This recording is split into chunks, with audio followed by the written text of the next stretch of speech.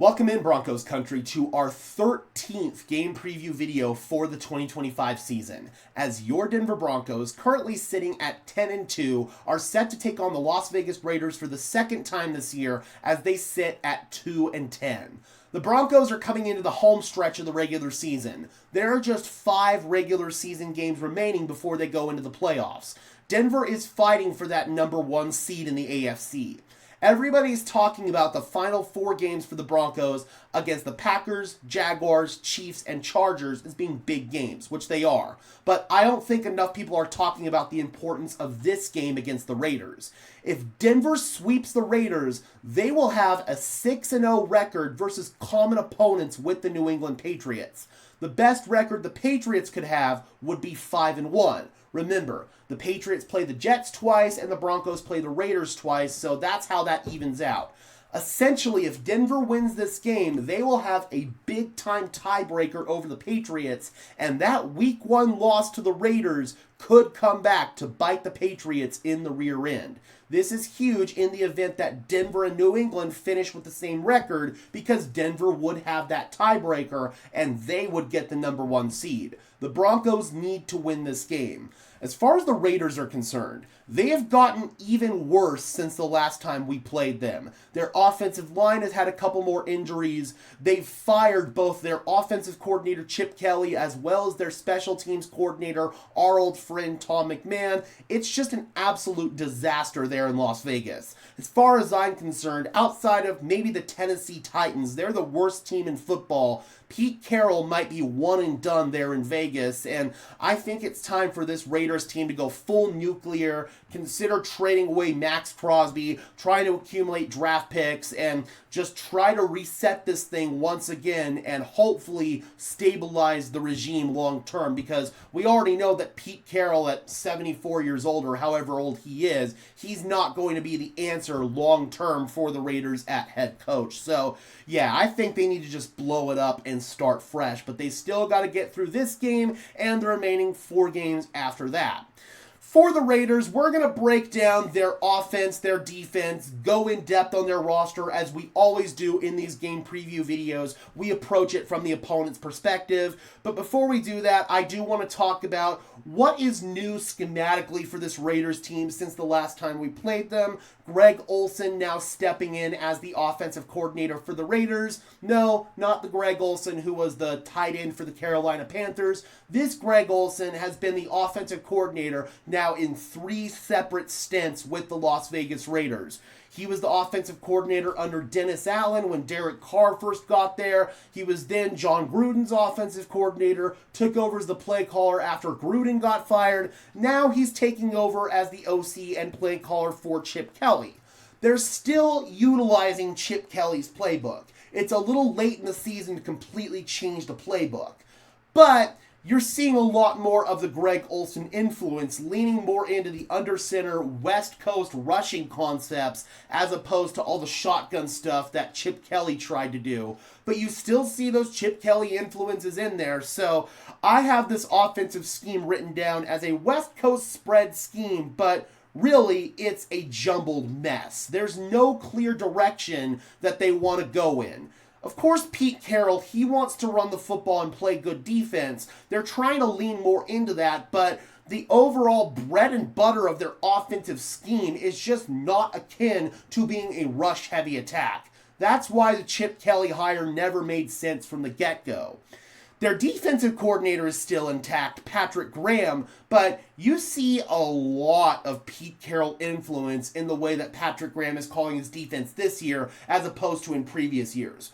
We all know that Pete Carroll loves his cover 3 dating back to Seattle. This Raiders team, rather, is living and dying in cover 3. We'll talk about that a little bit later on, just how much cover 3 they're running, but it's kind of ridiculous. They're running it mostly out of 4-2 fronts. When they're not calling cover 3, they're generally calling some other forms of zone coverage, be it quarters or cover 2. I mean, they are living and dying by zone coverage, and I don't think that's exactly what Patrick Graham wants to do. I think he's kind of being forced to run more of a Pete Carroll style defense as opposed to the defense that he likes to run. So those are the X's and O's in terms of the coordinators. Let's go ahead and get into this roster now, courtesy of my favorite website, RLads, and we are going to start things off, as we always do, with the quarterback position and Geno Smith. At the beginning of the season, Geno Smith could be pinpointed as problem number one for the Raiders. He was turning the ball over, putting the ball into really tight windows, making super dangerous throws, and they ended up getting intercepted more often than not. These past few games, though, since that Denver game, Geno has gotten better. He hasn't been putting the ball in harm's way as much. But the Raiders' offense has not been able to function whatsoever because their offensive line is a complete non-starter. We'll talk about that a little bit later on in this video, but it is really friggin' terrible. Geno Smith is out there having to make chicken salad with chicken feathers every single week. He is getting hit a ton. He's getting put on the ground. I feel bad for Geno Smith having to deal with that offensive line. I really, really do. On the season, Geno Smith is 253 for 376 passing. That's a 67.3% completion, 2,532 yards, 15 touchdowns, and 14 interceptions. Last time we played them, it was 11 touchdowns and 11 interceptions, so he's at least stabilized a little bit, but like I said, he's having to deal with an incompetent offensive line. His EPA per play is 37th out of 42 quarterbacks with at least 100 dropbacks on the season. His success rate at 42.73% is 31st out of those 42 quarterbacks. And then he's got a minus 0.2 completion percentage over expected, which is how many passes are you completing relative to the average quarterback in the NFL. That's 26th out of 42 quarterbacks. He's got just 10 big-time throws on the season to 18 turnover-worthy plays, which is a metric I like to use a lot more than touchdown to interception ratio because this accounts for throws that the quarterback's actually making as opposed to maybe a screen pass that goes for 80 yards for a touchdown. Yeah, that counts as a touchdown pass, but that's not a big-time throw. Same thing goes when a quarterback makes a horrible pass that should be intercepted, but the receiver catches it and bails you out. That should be a turnover-worthy play, and Geno Smith has 18 of those turnover-worthy plays on the season. His average depth of target, meaning how deep are you throwing the ball, that is 39th out of 42 eligible quarterbacks, 6.7 yards. His adjusted completion percentage is actually pretty good. That accounts for drops and other errors made by the wide receiver. It's a 76.9, which is 11th best out of those 42 quarterbacks. So Geno Smith, he is at least getting the ball out and distributing it, but the receivers aren't helping him out, and over these past few weeks, it's just been a complete disaster on the offensive side of the ball for the Raiders. Like I said earlier, he's not going to be much of a rushing threat for you. Geno Smith, 39 attempts for 104 yards and no touchdowns. His 58.5 PFF passing grade is 35th out of 42 eligible quarterbacks. I know PFF grades aren't everybody's cup of tea, but they are a good baseline tool to evaluate players based on their film. Now when you get into his passing pressure metrics here, you can see a clear trend where Geno Smith struggles. When he's kept clean, he's 195 for 262 through the air, for 1,935 yards, 12 touchdowns, 8 interceptions, 7 big-time throws, and 7 turnover-worthy plays. But when he's under pressure, 58 for 114, that's barely above a 50% completion, 597 yards, 3 touchdowns, 6 interceptions, just 3 big-time throws, and a whopping 11 turnover-worthy plays. If you want Geno Smith to struggle, get pressure on him. And you're probably better off getting pressure with a 4-man rush as opposed to trying to manufacture pressure with blitzes. When he's not blitzed, he's 176 for 257 through the air, 1,679 yards, 10 touchdowns, 9 interceptions, 7 big-time throws, and 13 turnover-worthy plays. But when you blitz him, he does do a little bit better. That's not a surprise. He's a veteran quarterback. He knows where his hot routes are. He's able to beat the blitz with his arm. 77 for 119 through the air, 853 yards, 5 touchdowns, 5 interceptions, 3 big-time throws, and just 5 turnover-worthy plays. So if you really want to have Geno Smith struggle, get pressure on him with a 4-man rush. The Broncos are very good at that, so I think that Denver has a very favorable matchup going into this game on the defensive side of the ball. Just like Geno Smith, Ashton Jeanty is also really struggling right now because of the incompetence of the Raiders' offensive line. Everybody's already crowning Ashton Jeanty as a bust and a waste of the 6th overall pick. He is rushing behind a god-awful offensive line that's just as bad run blocking as they are pass blocking. Jeanty has 181 attempts for 635 yards, 3.51 yards per carry, and 4 rushing touchdowns, 43 receptions for 251 yards, and 4 receiving touchdowns. Not really much of a pass blocking back. We knew that coming in. He's got a 31.5 pass blocking grade, which is 54th out of 63 eligible running backs. But like I said, Ashton Jeanty is just like Geno Smith being asked to make chicken salad out of chicken feathers. He's doing the best that he can. The Raiders are trying to get him a little bit more involved in the passing game. That's probably the best way to manufacture touches for him right now. But until he gets a competent offensive line, Jeanty is not going to live up to his potential.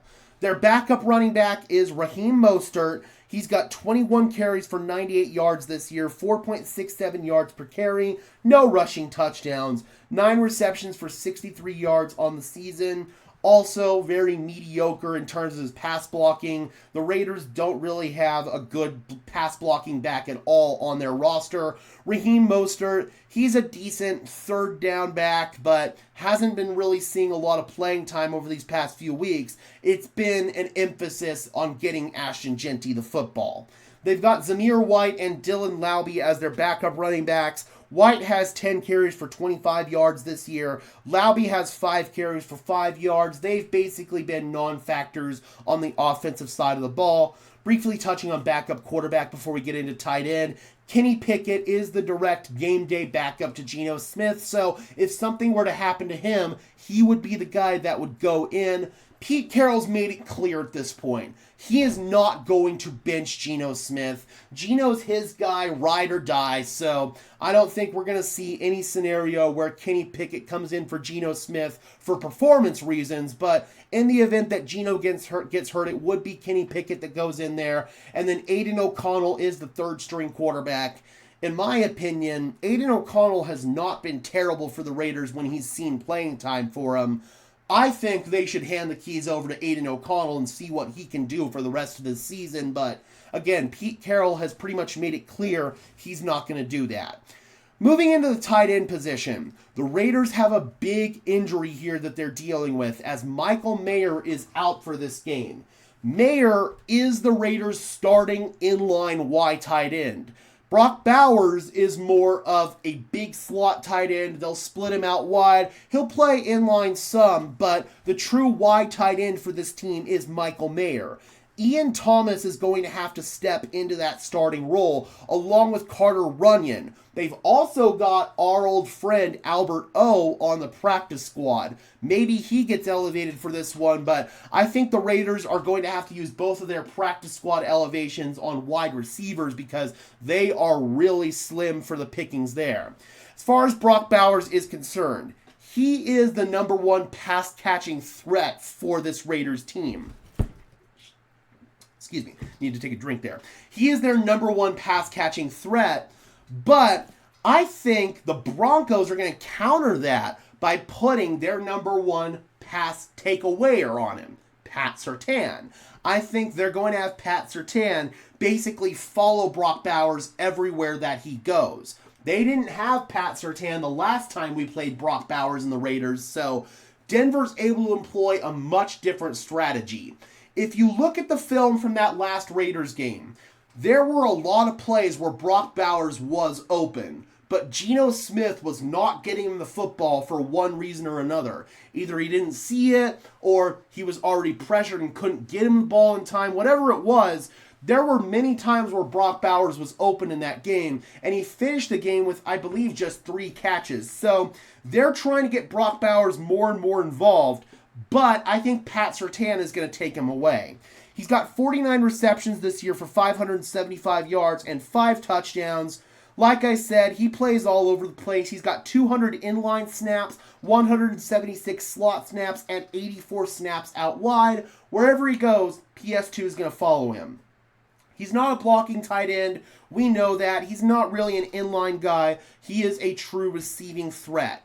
Ian Thomas, he's going to step in. He's got 11 receptions for 97 yards and no touchdowns this year. His role is a lot more defined. He is a true inline tight end. 227 snaps there to just 13 snaps in the slot and 7 snaps out wide. His blocking is okay. He's got a 57.3 run blocking grade, which is 50th out of 89 eligible tight ends. And then Carter Runyon, he figures to step up in this one. He's got just 1 catch for 3 yards on the season. He's played just 25 offensive snaps this year, so we'll see if Carter Runyon has some sort of role in the absence of Michael Mayer for this game, and we'll see if they do want to bring up Albert Okwuegbunam in this one as well. As far as this wide receiver core for the Raiders, they're only going to have 3 healthy wide receivers on the active roster entering this game. They're probably going to have to make some sort of elevation from the practice squad. Dante Thornton Jr., their 4th-round wide receiver out of Tennessee, big, long, streaky receiver who can fly. He is going to miss this game with concussion. Alex Bachman is also going to miss this game, I believe, with an ankle injury.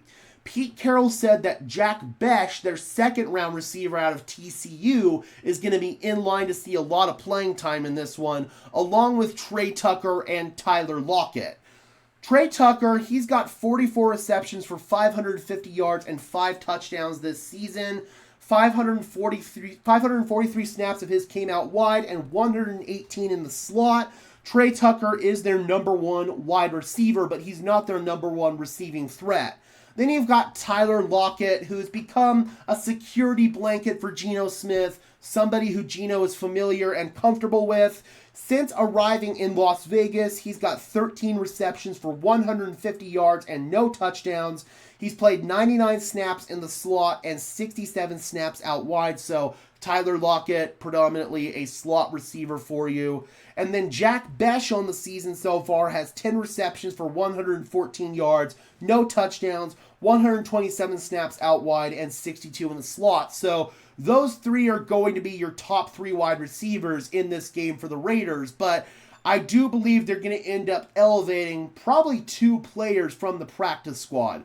They've got Philip Dorsett, former Bronco, Shedrick Jackson, DJ Turner, Justin Shorter, the former Buffalo Bill, and Brendan Rice, yes, the son of Hall of Famer Jerry Rice. So I don't know which one of these players is going to get elevated. Possibly 2 of them get elevated. We will find out, but I can't imagine that the Raiders are going to go into this game with just 3 healthy wide receivers. The offensive line, we already talked about how big of a disaster this has been for the Raiders this year. Colton Miller, their franchise left tackle, has missed the majority of the season. He is the best player on that unit by far. He is somebody who can make a below-average offensive line look at least competent. So not having Colton Miller out there is already a devastating blow. Then, in the previous Denver game, their starting right guard, Jackson Powers Johnson, got injured. He suffered an ankle injury and is probably going to miss the rest of the season. So, this team is down literally their 2 best offensive linemen. Stone Forsythe has stepped in at left tackle, and he's been terrible. There's no other way to put it. He's been terrible. 28 pressures allowed, 8 sacks, and 15 quarterback flushes from the pocket. That is not good. Stone Forsythe has really struggled. He's got a 55.9 PFF pass blocking grade, which is 67th out of 82 eligible tackles. His run blocking is even worse, 50.8, which is 73rd out of 85 eligible tackles. That is not good. Dylan Parham, their starting left guard, is questionable entering this game, but I do anticipate that he is going to play. He's been better than Forsyth, but that's not saying much. He's allowed 26 pressures, 6 sacks, and 16 flushes, 57.1 pass blocking grade, which is 61st out of 84 eligible guards, and a 58.4 run blocking grade, which is 51st out of 91 eligible guards. They are getting their starting center, Jordan Meredith, back for this game, so that is going to help them. They had been starting Alex Kappa at center. Before that, it was Will Putnam. Then they were sliding in Caleb Rogers, their rookie at right guard. This offensive line has been a turnstile this year, but getting Meredith back should at least stabilize it a little bit. Meredith hasn't been good on the season. 20 pressures allowed, 4 sacks, and 14 flushes. 48.8 pass blocking grade, 36th out of 39 eligible centers, and a 61.2 run blocking grade, which is 29th out of 40 eligible centers.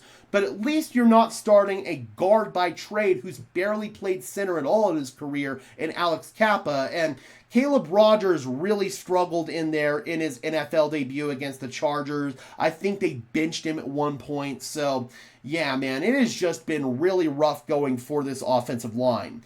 I expect Alex Kappa to step in now and start at right guard for the Raiders the rest of the way now that Meredith is back.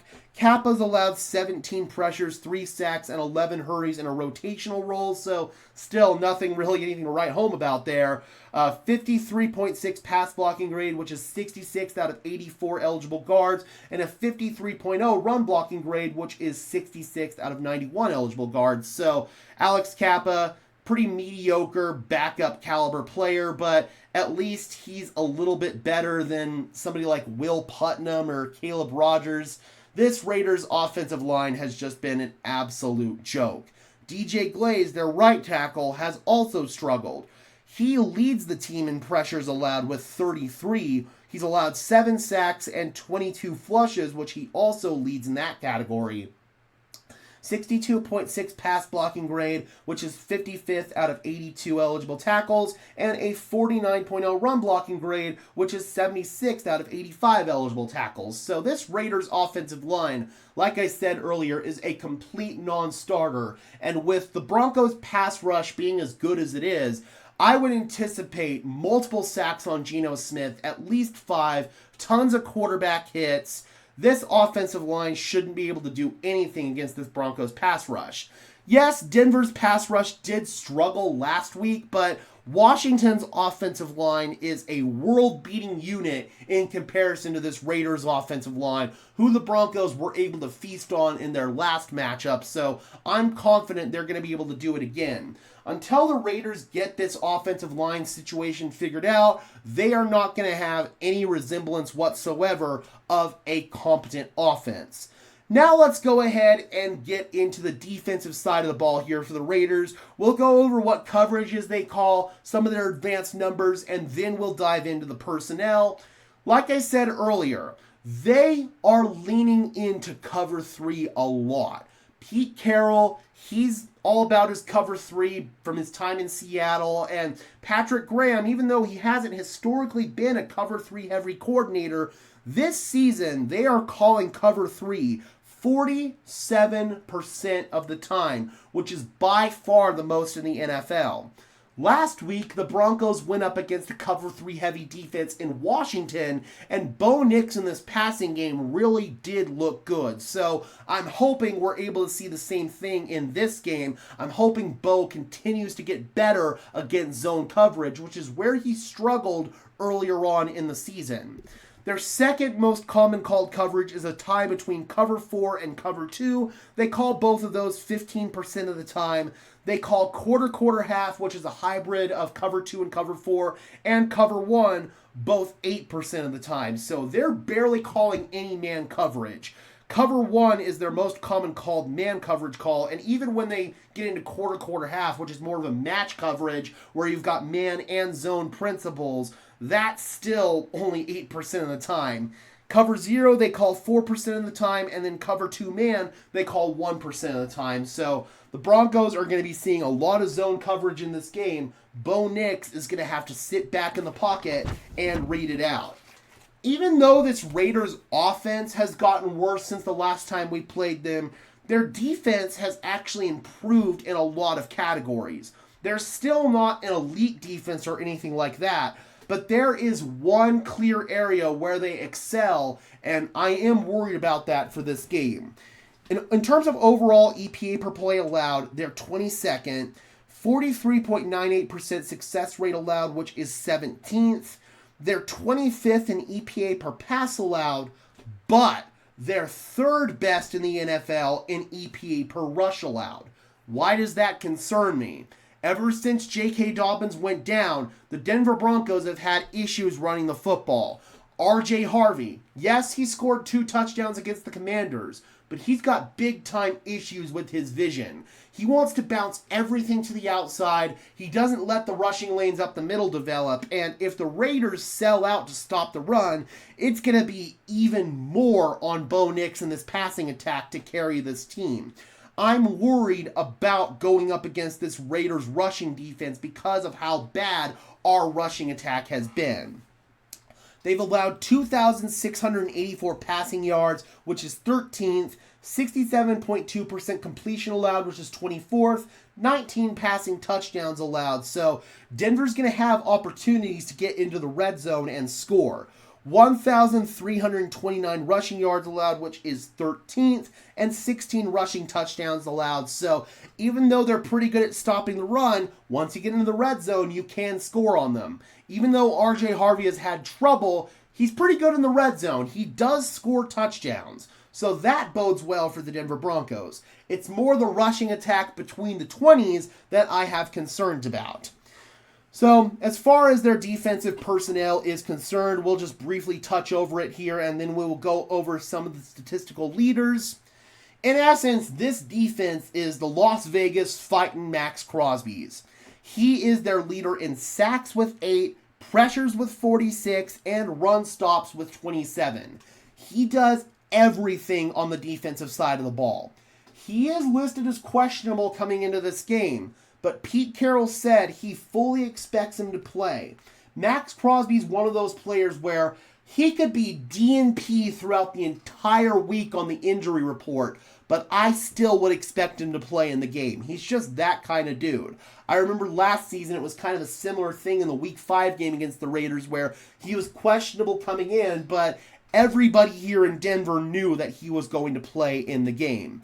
On the other side, the starter is listed as Charles Snowden. Malcolm Kuntz and Tyree Wilson are your 2 backup edge rushers. On the interior defensive line, you've got Adam Butler and Jonah Luulu. Lekai Fotu, Thomas Booker has come in. They traded for him from the Philadelphia Eagles, and he's played some really good football for them. He stands out on tape when you watch the Raiders. They've also got Tonka Hemingway and J.J. Pegues on the roster, a couple of rookies that they drafted this year that are barely seeing any playing time for them. As far as their linebackers are concerned, they've got 3 guys who they use in pretty heavy roles. Elandon Roberts, Devin White, the former Tampa Bay Buccaneers first-round pick, and then Jamal Adams. Remember, Jamal Adams has been a safety for a long time in the NFL, but when he got here to Vegas, they moved him to linebacker, and he's been playing really well at that position. In the secondary, you've got Eric Stokes and Caillou Blue Kelly listed as your boundary corners. Jeremy Chin is your starting nickel, along with Isaiah Polomau and Lonnie Johnson as your starting DBs. Sack leaders, Max Crosby with 8, Jonah Luulu with 4, Malcolm Kuntz with 3, Tyree Wilson has 2, Devin White has 1, Charles Snowden has 1, and Adam Butler has 1. Pressure leaders, Max Crosby has 46, Tyree Wilson has 24, Malcolm Kuntz has 20, Jonah Luulu has 19, Adam Butler has 17, and Thomas Booker has 15.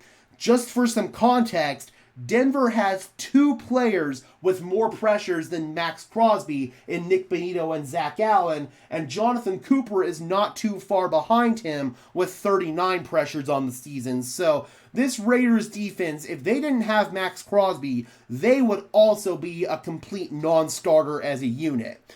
Run stoppers, Max Crosby again leads the pack with 27, Devin White with 22, Elandon Roberts with 19, Jeremy Chin with 17, Adam Butler with 16, Jonah Luulu with 10.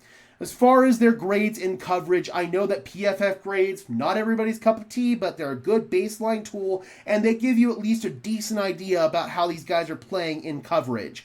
Jeremy Chin has the best coverage grade on the team, a 72.2. Eric Stokes has been playing some good football as well, a 72.1. Then it drops off from there. Caillou Blue Kelly has a 47.9, Lonnie Johnson has a 42.8, and Isaiah Polamau has a 29.6. So those are the guys that I would look to attack in the secondary if I were Bo Nix. Then you've got the linebackers in coverage. Jamal Adams, you would expect him as a former DB to have the highest grade there, which he does at a 64.2. Landon Roberts has a 50.6, and Devin White has a 49.0. This defense has a lot of struggles. They have breakdowns in the secondary with communication. If Max Crosby weren't out there, there's nothing that they do at a high level. So if you take away Max Crosby, the Broncos should be able to do what they want against this Raiders defense. I say that, but then look at the tape from this last game where the Raiders defense gave the Broncos offense a lot of trouble. Why?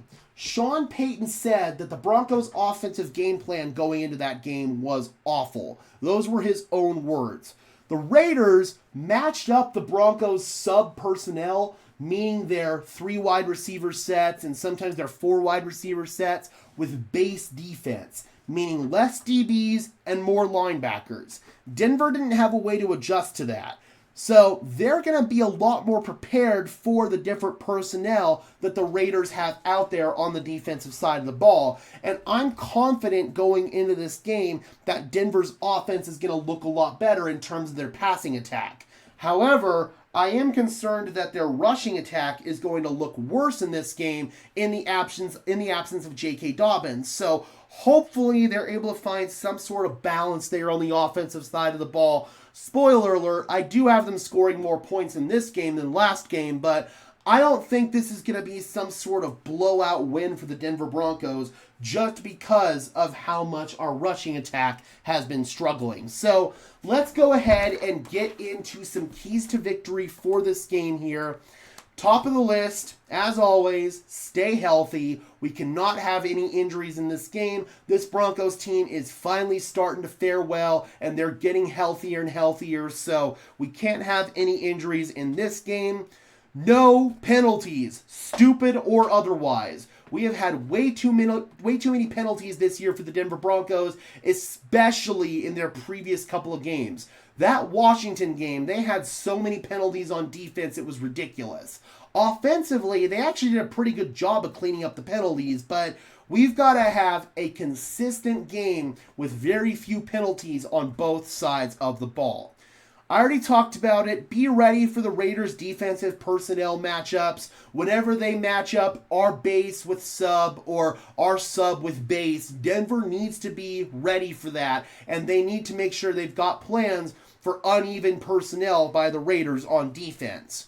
Know where Max Crosby is on every snap. You need to put extra resources out there to stop him, chip him, double team him, triple team him, do whatever you have to do to take Max Crosby out of this game.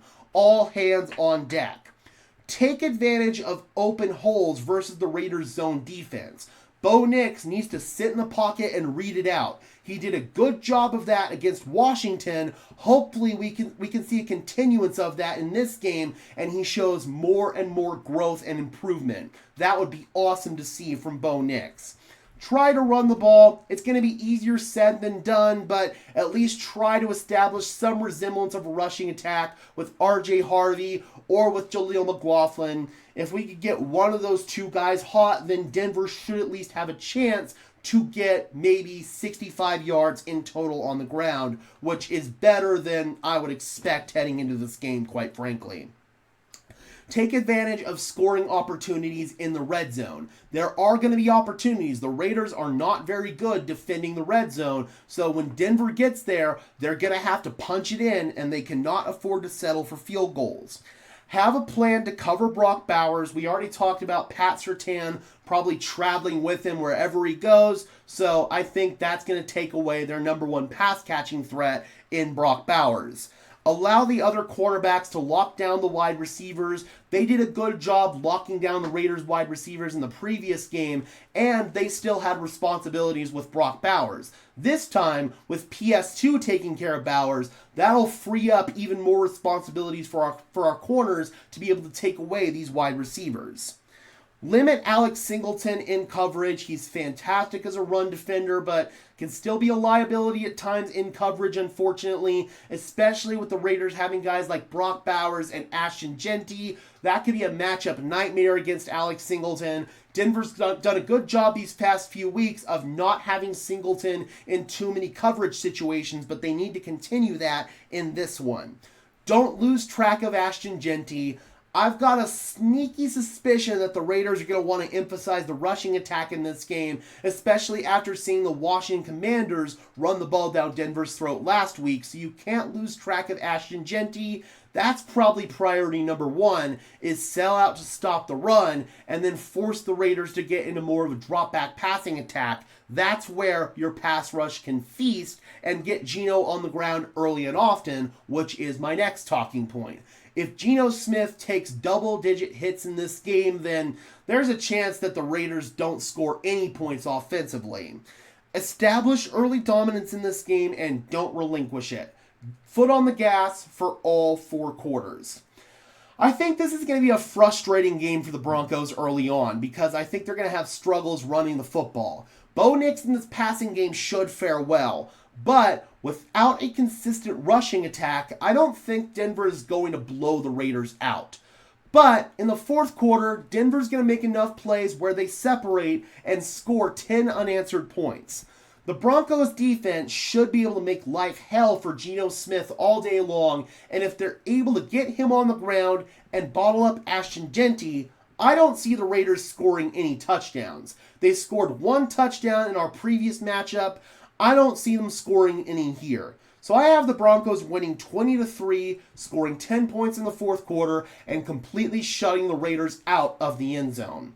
Hopefully they can do that, and if the Broncos win this game, it's another step closer to getting that number 1 seed in the AFC. So let me know your thoughts in the comment section below, Broncos country. How do you think this game is going to go? Do you think the Denver Broncos are going to come out, play clean football, not have any penalties, and keep their foot on the gas for all 4 quarters? Or do you think this game is going to be a little bit difficult starting out? Do you think Denver's maybe going to play down to their competition a little bit? Do you think we're going to see maybe the bad version of the Broncos in this game? Drop those comments down below, guys. I would love to hear your thoughts, as always. Be sure to leave a like on this video, as well as subscribe and ring the bell so these videos appear in your notification feed. I would really appreciate it, guys. Those are both free and easy ways to show your support. It helps tell YouTube's algorithm to push us out, and it helps us get seen by more and more members of Broncos country just like you and me. Additionally, if you want to go above and beyond in supporting the channel, please consider becoming a channel member today. It's not mandatory whatsoever, but if you want some extra perks and incentives in exchange for helping me out and helping the channel grow, the link is in the description below. Alright guys, and until next time, I'm your host, Gage Madrid, saying peace out.